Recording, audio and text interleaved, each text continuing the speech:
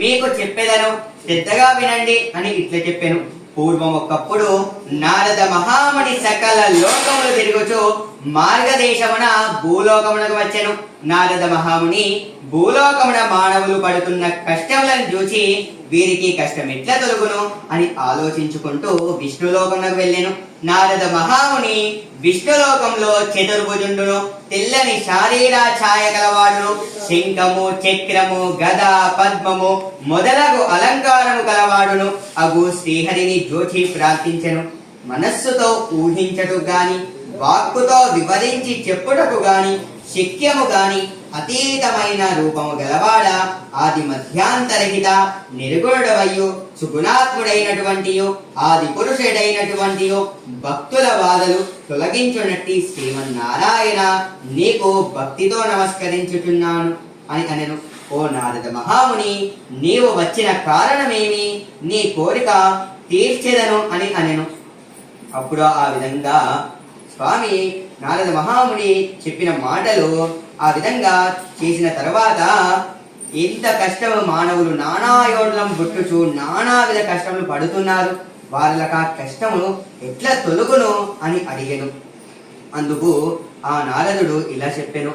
ఆ వ్రతము చేయుటకు నారద మహాముని విష్ణులోకంలో జూచి జగద్రక్షక భూలోకమున మానవులు నానా యోనులం పుట్టుచు నానా విధ కష్టములు పడుతున్నారు, వాళ్ళకి ఆ కష్టం ఎట్లా తొలుగును, అందుకు ఏదైనా ఉపాయం చెప్పి అనుగ్రహింపమని ప్రార్థించితే అందులకు శ్రీహరి ఇట్లా చెప్పాను.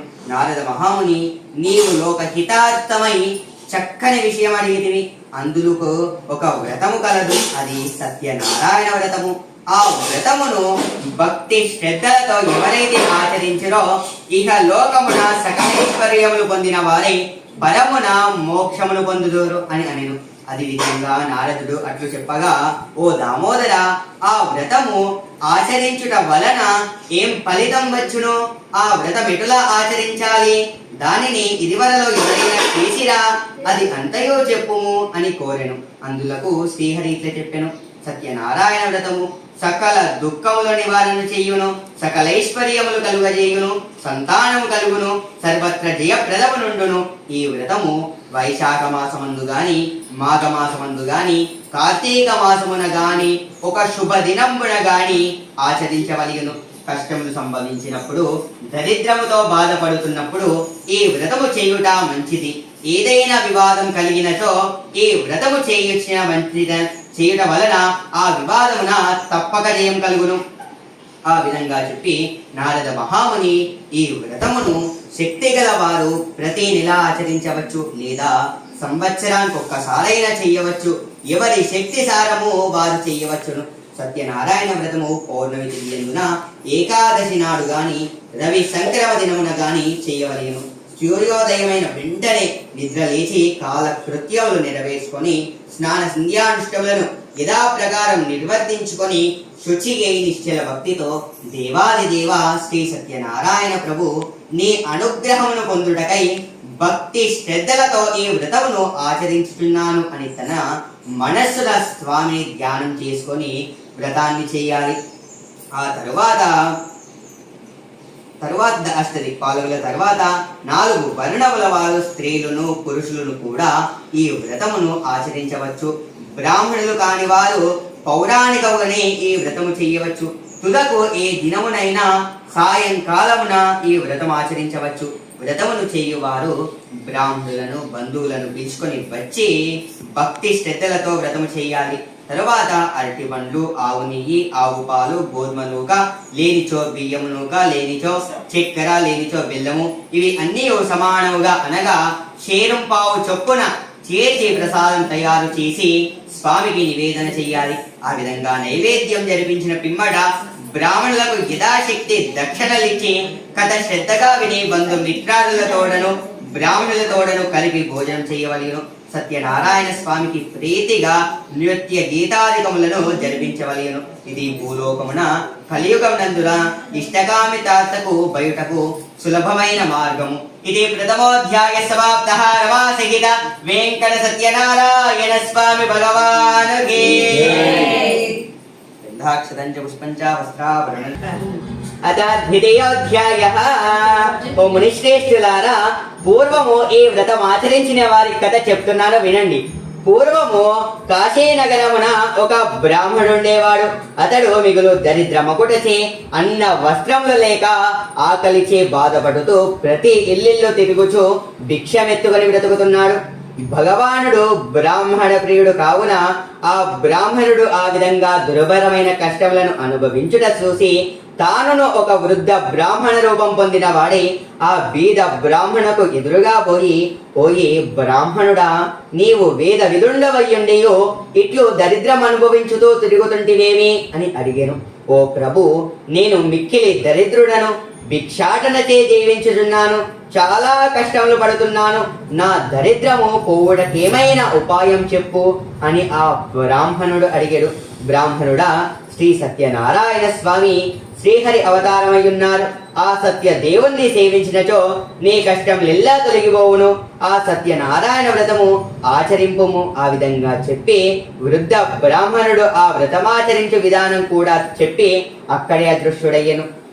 అది విని బ్రాహ్మణుడు ఆ వృద్ధ బ్రాహ్మణుడు చెప్పిన సత్యనారాయణ వ్రతము రేపు చేసేదనని తన మనసున సంకల్పించుకొని ఆ రాత్రి ఉత్సాహం వలన నిద్ర రాకపోగా ఎట్లో కాలం గడిపి మరునాడు ప్రాతకాలంలో లేచి నిత్య కృత్యములు నెరవేర్చుకొని ఆ రోజు తప్పక సత్యనారాయణ వ్రతము ఆచరించదనని మరలా సంకల్పించుకొని భిక్షాటనకై బయలుదేరాను. ఆ దినము ఆ బ్రాహ్మణులకు చాలా ద్రవ్యం లభించింది. దానితో అతడు బ్రాహ్మణులను బంధువులను పిలుచుకొని భక్తి శ్రద్ధలతో సత్యనారాయణ వ్రతము ఆచరించెను. ఆ వ్రతము యొక్క ప్రభావం వలన ఆ బ్రాహ్మణుడు సకల దుఃఖములు తొలగిపోగా సకల సంపదలు పొందిన వాడై చాలా సంతోషించెను. అది మొదలు బ్రాహ్మణుడు ప్రతి మాసమున విడవక సత్యనారాయణ వ్రతము భక్తి శ్రద్ధలతో చేయుచుండెను. ఆ విధంగా ప్రతి మాసమున సత్యనారాయణ వ్రతము చేయుట వలన బ్రాహ్మణుడు మహాదైశ్వర్యవంతుడయే గాక సకల పాపముల నుండి విముక్తి పొందిన వాడై అంత్యమున మోక్షమును పొందిన వాడయ్యను. ఈ వ్రతము నాచరించిన వారు ఆ బ్రాహ్మణుల వలనే సకల దుఃఖముల నుండి విముక్తి పొందిన వారై సుఖంగా నుందురు. ఓ మునులారా, ఆ విధంగా శ్రీహరి చెప్పిన విషయము మీకు చెప్పిదెను అని తెలిపెను అని సూతుల వారు ఇలా చెప్పిరి. మరలా ఆ మునులు సూతుల వారితో ఇట్లనెను, ఓ మహాత్మా, ఆ బ్రాహ్మణుని వల్ల ఎవరే వ్రతము చేసిరో అది కూడా చెప్పుము అని కోరెను. సూతుల వారు ఇట్లు చెప్పుచున్నారు, ఓ మునులారా, ఆ వ్రతము ఎవరెవరితో చేయబడిందో చెప్తున్నాను వినండి. ఒకప్పుడు బ్రాహ్మణుడు భక్తి శ్రద్ధలతో ఈ వ్రతము చేయుచుండగా బంధువులు స్వజ్జనులు వచ్చి ఆనందంతో వ్రత కథ వినుచుండిరి. ఆ విధంగా బ్రాహ్మణుడు వ్రతము చేయుచుండగా కట్టెలమ్ముకొని జీవించు వాడొకడు వచ్చి కట్టెల కావడి వీధిలో నుంచి లోపలకు వచ్చి ఆ వ్రతము చూసెను. కట్టెలము అతడు మిగులు ఆకలి దుఃఖతతో నుండి బ్రాహ్మణుడు చేయుచున్న దంతయు చూచి, ఓ మహాత్మా, మీరు చేయుచున్న వ్రతమేమి? ఏ వ్రతము చేసినా ఏమి ఫలితం వచ్చును? దయతో విషయమంతయు చెప్పుము అని ప్రార్థించెను. ఓయి, ఇది సత్యనారాయణ వ్రతము. ఈ వ్రతం ఆచరించుట వలన సకల కోరికలు సిద్ధించును, సకలైశ్వర్యములు కలుగును. ఆ బ్రాహ్మణుడు ఆ విధంగా చెప్పగా ఆ కట్టెలము మిగులు సంతోషించి దాహం తీసుకొని ప్రసాదం గ్రహించిన పిమ్మట ఇంటికి వెళ్ళిపోయెను. కట్టెలము అతడు సత్యనారాయణ వ్రతము చేయుటకు నిశ్చయించుకొని మరునాడు పుల్లల కావడి భుజంపై పెట్టుకొని ఈ దినము ఈ పుల్లలు అమ్మిన ధనం తెచ్చి సత్యనారాయణ వ్రతము చేసేదనని సంకల్పించుకొని పట్టణంలోనికి బయలుదేరాను. కట్టెలము అతడు ఆ దినము ధనవంతులున్న వీధిలోకి పోగా కట్టెలమ్మగా పూర్వ దినం కంటే రెట్టింపు ధనమిచ్చి సంతోషపెట్టాను. ఆ ధనమును తెచ్చి అరటి పండ్లు, చక్కెర, నెయ్యి, పాలు, గోధుమలుగా మొదలగున్నవి తీసుకొని ఇంటికి చేరును. తరువాత అతడు బంధుమిత్రాదులను ఆహ్వానించి యథావిధిగా సత్యనారాయణ వ్రతం ఆచరించెను. ఆ వ్రత ప్రభావం వలన అతడు ధనమును, పుత్రులను, పుత్రికలను, సంతోషమును పొంది జీవితకాలం వరకు సకల సుఖములను అనుభవించి అంత్యమున స్వర్గలోక ప్రాప్తి పొందిన వాడయ్యను. ఇదే ద్వితీయోధ్యాయ సమాప్తః. రమాసి వెంకట సత్యనారాయణ స్వామి భగవానకి. వినండి. పూర్వ పూర్వము ఉల్కావకుడనే ఒక రాజు కలడు. అతడు ఇంద్రియములు జయించిన వాడు, సత్యవంతుడు. అతడు ప్రతి దినమున దేవాలయం పోవచ్చు బ్రాహ్మణులకు విశేషతనమిచ్చి సంతోషపెట్టుచుండెను. అతని భార్య చాలా సౌందర్యవతి, మంచి గుణము కలదు. ఆ దంపతులు ఒకనాడు భద్రశీలా నది తీరమున సత్యనారాయణ వ్రతం ఆచరించి ఆ రాజు ఇట్లు వ్రతం చేయుచుండగా సాధు ఒక వైశ్యుడు అనంతమైన ధనముతో ఒక పడవను నింపుకొని వ్యాపారమునకై ఆ మార్గమున పోవచ్చు రాజు చేయుచున్న వ్రతమును చూసి తన పడవను ఒడ్డుకు పట్టించి రాజు దగ్గరికి పోయి ఇట్లా అడిగాను, ఓ రాజా, నీవిప్పుడు చేయుచున్న వ్రతమేమి? సవిస్తరంగా నాకు చెప్పుము అని కోరెను.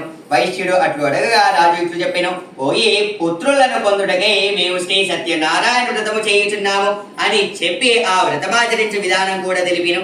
వైశ్యుడు రాజు చెప్పిందంతయో విని, ఓ రాజా, నాకును సంతానం లేదు కనుక నేనును ఈ వ్రతం ఆచరించి సంతానం పలుకుదానా అని పలికెను. పిదవ ఆ వైశ్యుడు తన వ్యాపారం పూర్తి చేసుకుని తిరిగి తన స్వగ్రామం చేరుకున్న వాడే సత్యనారాయణ వ్రత ప్రభావమును తన భార్య అయిన లీలావతికి చెప్పి ఆమె వినుచుండగా నాకు సంతానం కలిగినచో ఈ వ్రతమును తప్పక చేయుదనని ప్రతిజ్ఞ చేసెను.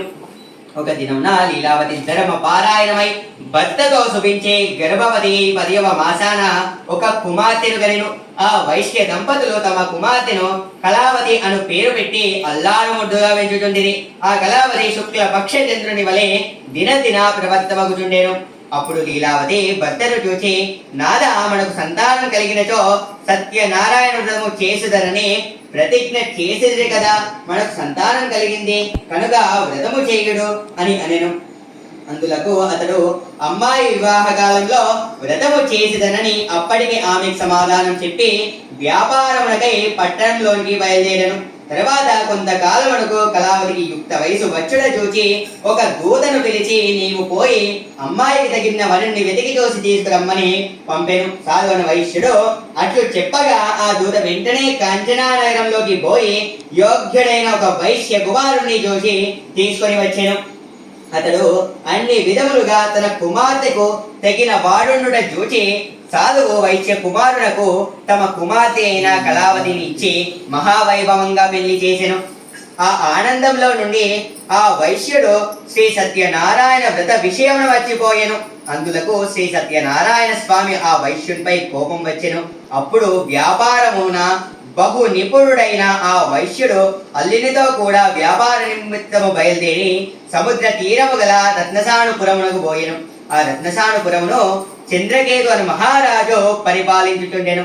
సాధువు తన వ్రతము చేయకుండుట చూచి శ్రీ సత్యనారాయణ స్వామి కోపించిన వాడై అతనిని శపించెను. వీనికి దారుణమైన కఠిన దుఃఖములు కలుగునుగాక అని శపించెను.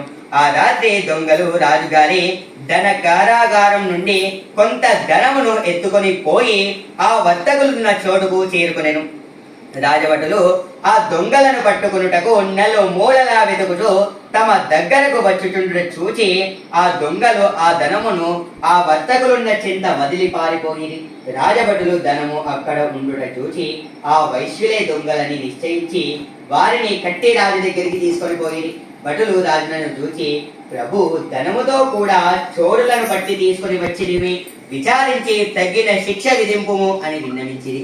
రాజు ఏమీయో విచారింపకుండానే వీరిని తీసుకుపోయి కారాగృహంన బంధించండి అని ఆజ్ఞాపించరు. భటులు వైశ్యులను తీసుకుపోయి కారాగృహంన బంధించిరి. ఎంత ప్రార్థించినా వారి మాట వినువారు ఎవరు లేకపోయిరి. ఇంకనూ ఆ చంద్రకేతు మహారాజు వైశ్యుల పడవయందున్న ధనమంతయో తన ఆధీనం గావించుకున్నాడు. మరియు సత్యనారాయణ స్వామి శాపం వలన ఆ వైశ్యుని యొక్క భార్య కుమార్తె అనేక కష్టాల పాలైరి. వారి గృహమందున్న ధనమంతయు దొంగలు ఎత్తుకొని పోయిరి. మరియు లీలావతికి రోగం వచ్చెను. మనోవిచారం అధికమయ్యెను. తినుటకు తిండి అయినా లేక ఇంటింటికి తిరుగుచూ భిక్షమెత్తుగని బ్రతుకుతుండిరి. కళావతి అన్నము లేక తిరుగుతుండెను. ఆమె ఒక దినమున ఆకలిగా ఉండి ఒక బ్రాహ్మణి ఇల్లు చేరుకొనెను. ఆ దినమున బ్రాహ్మణి ఇంట సత్యనారాయణ వ్రతము జరుగుచుండట చూచి కళావతి ఆ వ్రతము పూర్తియగు వరకు అక్కడనే ఉండి వ్రతము చూసి కథ విని స్వామిని ప్రార్థించెను. కళావతి ప్రసాదం కూడా స్వీకరించి రాత్రికి ఇల్లు ఆలస్యంగా చేరుకుంది. తల్లి కళావతిని చూచి ఇట్లనెను, అమ్మాయి ఇంత రాత్రి వరకు ఎక్కడ ఉన్నావు అని అడిగాను. అందులకు కళావతి, అమ్మ ఒక బ్రాహ్మణుడి గృహమున సత్యనారాయణ వ్రతము జరుగుతుండగా ఆ వ్రతము పూర్తియగు వరకు అక్కడనే ఉండి కథ విని ప్రసాదం కూడా తీసుకుని వచ్చి తిని అని చెప్పెను. లీలావతి అది చూసి సంతోషించి తానును ఆ వ్రతము చేయాలని తన మనస్సును సంకల్పించుకుంది. ఆ వైశ్యుని భార్య అయిన లీలావతి బంధువులతో కూడి ఉన్నదై, మిత్రులతో కూడి ఉన్నదై దైవ భక్తితో సత్యనారాయణ వ్రతము చేసి, ప్రభు మా అపరాధం క్షమించు, నా భర్త అల్లుడు సుఖముగా ఇల్లు చేరునట్టు అనుగ్రహింపమని ప్రార్థించెను. లీలావతి సత్యనారాయణ వ్రతము చేయుట వలన స్వామి సంతుష్టుడై ఆ రాత్రి యందు చంద్రకేతు మహారాజునకు కలలో కనిపించి కారాగారముగా అన్యాయంగా బంధించబడి ఉన్న వైశ్యులు నిరపరాధులు ప్రాతకాలం నందే విడిచిపెట్టుము, వారి ధనమంతయు ఇచ్చివేయుము, లేనిచో నీవు సర్వనాశనమయ్యదవని చెప్పి అదృష్టుడయ్యను. మరునాడు సూర్యోదయమైన వెంటనే రాజు మంత్రి పురోహితాదులను పిలిపించి సభ చేసి రాత్రి తనకు వచ్చిన కల సభలో వారందరికి చెప్పి ఆ వైశ్యులను వెంటనే బంధ విముక్తి చేసి ఇక్కడికి తీసుకురండని ఆజ్ఞాపించను. భటులు వెంటనే పోయి వారిని చీర నుండి బయటికి తీసి రాజు ముందర ఉంచిరి. ఆ వైశ్యులు రాజును నమస్కరించి, రాజు ఇంకనూ తమ కెట్టి శిక్ష విధించును అని భయభ్రాంతులై ఉండిరి.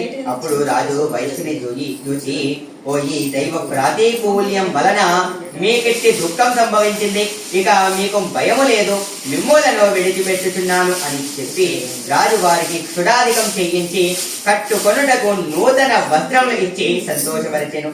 ఇంకను రాజు అది వారిని అనేక విధంగా గౌరవించి తాను స్వాధీనం చేసుకున్న దానికి రెట్టింపు ధనమిచ్చి సంతోషపరిచెను. ఇంకను ఆ చంద్రకేతు మహారాజు వారి ఆదరముతో ఇక మీకు సుఖంగా ఇంటికి పోవచ్చని చెప్పెను. వైశ్యుడు రాజునకు నమస్కరించి అనేక విధంగా కొనియాడి తమ దారిన పోయి. ఇదే తృతీయోధ్యాయ సమాప్తః. నమాసేద వెంకట సత్యనారాయణ స్వామి భగవానుకి తమ నగరంలోకి పోవటకై బయలుదేరి వారు సముద్రమున ఆ విధంగా కొంత దూరం ప్రయాణం చేసిన తర్వాత శ్రీ సత్యనారాయణ స్వామి సన్యాసి రూపం ధరించి ఆ వైశ్యుల దగ్గరికి పోయి, ఓ వైశ్యులారా, మీ పడవ ఎందున్న సామాన్ ఏమిటి అడిగాం. ఆ మాటని వైశ్యుడు తన గర్భంతో ఉన్న వారు కావున పరిహాసముగా నవ్వుచూ, ఓ సన్యాసి, మా పడవలో ఏముంటే నీకెందుకు అని అనేను. ఏవైనా ధనమును ఎత్తుకుపోవడానికి ఆలోచించుండేవా, పడవలో ఆకులు అలములు తప్ప మరేవీ లేవు అని బదులు చెప్పి ఆ సన్యాసి ఎదివిని అట్లే దాకా అని చెప్పాను. ఆ విధంగా చెప్పి ఆ సన్యాసి ఎక్కడి నుండి వెళ్ళిపోయి కొంచెం దూరం పోయి ఒక చెట్టు కింద కూర్చుండెను. పిలవ వైశ్యుడు నిత్య కృత్యం నెరవేర్చుకుని పడవలోనికి చూసి తెల్లబోయాను. బరువు తగ్గి పడవ పైకి తేలుతుండెను. ఆ వైశ్యుడు తన పడవలో ధనువుతోనున్న సంచులకు బదులు ఆకులు అలవలుండుట చూసి కొంత చేపడికి మూర్చిల్లి కొంత సేపడికి తెలివి తెచ్చుకుని విలపించసాగాను. అప్పుడు అల్లుడు మామను చూచి, ఏడ్చుట వలన ప్రయోజనం ఏమున్నది, సన్యాసి శపించిండు కనుక ఇట్లయింది, ఇక ఏమి చేసినా ఆ సన్యాసి చెయ్యాలి కనుక ఆయనను ప్రార్థించుట మంచిది, అలా చేసినా ధనం లభించును అని చెప్పెను. ఆ వైశ్యుడు అల్లుని మాటలు విని పరుగున ఆ సన్యాసి యొద్దకు పోయి సాష్టాంగ నమస్కారం చేసి, మహాత్మా, అజ్ఞానులను అవివేకిని మీతో పరిహాసంగా మాట్లాడిందని నా అపరాధం క్షమించు, నన్ను రక్షింపుము అని అనేక విధంగా ప్రార్థించాను. అప్పుడు సన్యాసి ఆ వైశ్యుడిని చూసి, ఓ ఈ నా వ్రతము సత్యనారాయణ వ్రతము చేయుదనని చెప్పి ఆ వ్రతము చేయకపోవడం వలని నీకిట్టి బాధలు కలిగినవి అని చెప్పాను. వైశ్యుడు ఆ సన్యాసిని చూసి, ఓ ఈ ప్రభు, ఈ లోకమంతయు నీ మాయ వల్ల నిండి ఉన్నది, బ్రహ్మాది దేవతలు కూడా నిన్ను గ్రహింపజాలరు, ఇక నేనెంత వాడను, నాపై కరుణ చూపుము, నా ధనము నాకు లభించినట్టు నన్ను రక్షింపుము అని అనేక విధంగా ప్రార్థించను. అందులకు సంతుష్టై స్వామి మరలా ఆ పడవలో వర్తకులున్న ధనవంతయు ఉండునట్టు వరమిచ్చి అంతరార్థమయ్యను. తర్వాత వైశ్యుడు పడవనికి చూడగా తన పడవ ధనవంతయు యథాప్రకారం ఎక్కడిదక్కడనే ఉండెను. సత్యనారాయణ స్వామి అనుగ్రహం వలన తన ధనము లభించినందుకు సంతోషించి స్వగ్రామంలోనికి పోవుటకై బయలుదేరి. తర్వాత వైశ్యుడు పడవను అల్లుడా, అదే మన రత్నపురం అని చెప్పి తమ రాక భార్యాపుత్రికలకు తెలిపిరమ్మని ఆ దూతను పంపెను. ఆ దూత నగరంలోకి పోయి లీలావతిని చూచి, అమ్మ, మీ భర్త అల్లుడు వచ్చినాడు, పడవ ఇప్పుడే చేరింది అని చెప్పిన లీలావతి ఆ దూత మాటలు వినినదై చాలా ఆనందించింది. అమ్మాయి సత్యనారాయణ వ్రతము త్వరగా ముగించినము, నేను పడవ దగ్గరికి పోతున్నాను అని కుమార్తెను తొందర చేసి బయలుదేరింది. అంత కుమార్తె పూజ పూర్తిగానే చేసింది, కానీ ఆ తొందరలో ప్రసాదం పుచ్చుకొనడం మర్చిపోయింది. అందువలన సత్యనారాయణ స్వామి కోపం వచ్చి ధనము అలిందితో సహితముగా దేవులోని పడవను ముంచివేసెను. తీరవందు వారందరూ అది చూసి ఆశ్చర్యపోయింది. వైశ్యుడి భార్య కుమార్తె మిగులు దుఃఖించుతుంది. వారందరూ అట్లు దుఃఖించుతుండగా తల్లి తాను కుమార్తెను చూచి విలపించుతూ, అల్లుడా చూచుచుండగానే నావతో కూడా మునిగిపోతుంది కదా, ఇది అంతయు సత్యనారాయణ స్వామి మహత్యమే అని తెలుసుకొని కుమార్తెను కౌగిలించుకొని విలపించసాగాను. కళావతి తన భర్త చనిపోవట చూసి అతని పాదుకలను గైకొని వాటితో సహా గమనం చేసుటకు ఇష్టపడెను. వైశ్యుడు అది దుఃఖించుతూ, ఇది అంతయు సత్యనారాయణ స్వామి మహత్యమే గాని వేరేది కాదని నిశ్చయించుకొని ఇక నా శక్తిని అనుసరించి ఆ స్వామిని కొలిచిదనని తన నిశ్చయించుకొని తన మనసులో అభిప్రాయం పెట్టి స్వామిని సాష్టాంగ నమస్కారం చేసి వేడుకునేను. అంత సత్యనారాయణ స్వామి వైశ్యునిపై కరుణ వహించి, ఓ వైశ్యుడా, నీ కుమార్తె ప్రసాదం భుజింపకుండానే భర్తను చూచుటకు వచ్చింది. ఆమె ఇంటికి పోయి ప్రసాదం తీసుకుని వచ్చినట్టు అంతయు శుభం కలుగును అని చెప్పాను. ఆ విధంగా ఆకాశం నుండి వినబడిన మాటలు విని కళావతి వెంటనే ఇంటికి పోయి స్వామి ప్రసాదం కూడా స్వీకరించి వచ్చెను. ఆమె తిరిగి వచ్చేసరికి సముద్రమున తన భర్త నావతో కూడా పైకి తేలుతుండేను. అది చూసి అందరూ చాలా ఆనందించింది. అప్పుడు కళావతి తండ్రిని చూసి, తండ్రి ఇక ఆలస్యం ఎలా చేసేదవు, ఇంటికి పోవుదములము అని అనెను. అప్పుడు వైశ్యుడు బంధు మిత్రాదులతో కలిసి అక్కడనే సత్యనారాయణ వ్రతం ఆచరించే పిమ్మట సుఖంగా ఇల్లు చేరుకున్నారు. తర్వాత వైశ్యుడు బ్రతికి ఉన్నంత కాలము పౌర్ణమి తిథి అందున రవి సంక్రమ దినమందున శ్రీ సత్యనారాయణ వ్రతము చేయించి జీవితాంతం వరకు సకల సుఖములను అనుభవించి అంత్యమున స్వర్గలోక ప్రాప్తి పొందిన వాడయ్యాడు. ఇది చతుర్థాధ్యాయ సమాప్తః. రమాసి వెంకట సత్యనారాయణ స్వామి భగవానుకి అధ్యాయః. సూత మహాముని మరలా ఇట్లా చెప్పదొడంగారు, ఓ మునీంద్రలారా, మరి ఒక కథ చెప్తున్నాను వినండి. పూర్వము తుంగధ్వజుడు అను రాజు ప్రజలను కన్న తండ్రి వలె చూచుతూ రాజ్యపాలన చేయుచూ ఉండేవాడు. తన రాజ్యపాలన చేస్తూ ఆ తుంగధ్వజుడు ఒకనాడు అరణ్యమునకు పోయి అనేక జంతువులను సంహరించి తిరిగి ఇంటికి వచ్చుచు మార్గములో ఒక మారేడు చెట్టు కింద గొల్లలు బంధువులతో కూడి ఉన్న వారి వ్రతము చేయుచుండుట చూచియు మనోగర్భం చేత అక్కడున్న స్వామికి నమస్కారమైన చేయకపోయెను. తర్వాత గొల్లలు ప్రసాదం తెచ్చి రాజు ముందర ఉంచి మరలా పూజాస్థలంలో పోయి అందరూ భక్తితో ప్రసాదం పూజించిరి. రాజు ఆ ప్రసాదమును భుజింపకుండానే తన నగరంలోకి వెళ్లిపోయెను. అందువలన సత్యనారాయణ స్వామికి రాజుపై కోపం వచ్చెను. అందుచేత ఆ రాజు యొక్క 9 కుమారులు చనిపోయి సకల సంపదలు హరించుకుపోయెను. క్రమంగా దరిద్రం సంభవించింది. తరువాత అనేక కష్టాలు సంప్రాప్తయ్యాయి.